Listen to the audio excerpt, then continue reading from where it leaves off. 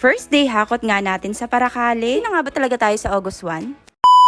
Gandang araw mga kanika and pets. For today's mini vlog nga ay maghahakot tayo sa Paracale. Bali sabay nga nang dumating yung 1 truckload na order namin. Na yung iba ay dadalhin na rin sa aming bagong pwesto. Grabe talaga yung tuwa ng puso ko nang makita ko to. First time ko kasi magkakaroon ng pwesto na bantayan. At yung nasa sentro. Meron naman akong tindahan nun pero sari-sari store lang. At sa tinagal-tagal nga ng aking pag-online selling. Na kung ano-anong binebenta ay dito yata kami magtatagal. More on gamit sa bahay. Lalagyan din natin yan ng maliliit na items. Mga galing sa Divisoria at kung ano-ano pa. Para naman hindi sayang yung pagbabayad natin sa renta. Hindi ko talaga ina-expect na ganito siya kalaki. Na isang truck at isang L300. Ay hindi pa nga nangalahat. Salamat nga pala sa mga nag-share. Noon nag-post kami ng pwesto dito sa Paracale. At eto na nga tayo nagsisimula na maghakot. Uy baka naman mga taga Paracale at Panganiban. Isama nyo na kami sa bucket list nyo. Bago magpasko ay makabili kayo ng gamit sa bahay sa amin. Kung presyo lang din naman ang pag-uusapan. Ay napag-uusapan naman yan. Pumunta lang kayo dito. Dahil ako mismo ang magbabantay niyan. Direct bodega tayo kaya cheaper than mall price. May nagtanong din sa akin kung bakit sa Paracale napili namin sunod na pwesto. Aba sa totoo lang napakalayo nito sa daet. Pero kasi ang goal talaga is point to point. Dahil nga Tagalabo ang inyong tendera. Gitnaan ang uwian namin. Sa Paracale mapapalapit kami. Suki sa Paracale, suki sa Panganiban, suki sa Batubalani, at meron din sa Talubati. Sa daet naman, malapit kami sa aming mga suki sa Vinsons, Basud, San Lorenzo, San Vicente, at Labo. O diba? Bali nga nag-o-offer kami ng free delivery near Centro along the road. Basta po malapit sa sentro ha. Pero pag medyo malayo na po, add po tayo ng minimal charge. Bali malaking adjustment to sa amin. Dahil nga para kami nag-start from scratch. Wow, scratch talaga. Kasi nga first time namin ito talagang bantayan lang. Sa daet po kasi ay bodega lang. Kahit maghapong nakasara ay pwedeng pwede. Pero paano naman natin mapapalago ang ating negosyo kung hindi tayo aalis sa ating comfort zone? Kailangan talaga natin mag-take ng risk. Mas maganda na rin yung sinusubukan natin yung iba't ibang bagay. Malay mo, dito pala yung ating tagumpay. Syempre, hindi naman kami nagsimula sa malaki. Nagsimula lang talaga kami sa maliit. Kaya dito sa Paracale, unti-unti lang, dadami rin yan. Kailangan talaga marami tayong pagkakakitaan para tayo makabayad sa ating mga bayarin. Alam naman natin na kapag tumigil tayo sa pagbebenta, hindi naman titigil yung bayarin natin. Bali, hindi nga lang po ito ang pinagkakakitaan namin. Nagpa-part-time din po ako sa aking mga mini vlogs sa Facebook at pinapasok ang YouTube. At kumikita rin sa pagiging affiliate sa TikTok at sa Shopee. Kaya kung makikita nyo na kung ang Facebook ko ay puro review at may link sa comment section, ay yun na po yun. Alam nyo ba na kahit hindi kayo umorder, basta i-click nyo lang yung link, ay malaking tulong na yun para i-boost yung aking post sa ibang platform. By the way, balik tayo dito sa aming paninda. Pwede na rin po kayong mag-walk-in kahit nag-aayos pa lang kami. Kahit hindi pa po yung naka-display ay pwedeng-pwede nang bumili. Bali, ang nadala na nga dito ay ang iba naming stocks, cabinet at drawers, dining glass, mga drum at speaker. At kung kayo po ay mga paluwagan handler, nagbabalak mag-reseller, ay tumatanggap po ako niyan basta totoong reseller. I-PM nyo lang po ako dahil may GC tayo. At kung kayo po ay hindi ko nare-replyan, i-call nyo lang po ang messenger ko para nakikita ko rin agad. I-update ko na nga lang ulit kayo sa aming susunod na video. Kaya naman, una sa lahat, thank you Lord sa endless na blessing at sa mga taong ginagamit mo upang daluyan ang pagpapala. Sa aking mga certified beautiful buyers, resellers, family, relatives, beshies, mga kapitbahay at kakilala. For the balik na nga tayo agad ng drawers. Ilipat pa lang may order. Salamat sa panonood. Hanggang dito na lang.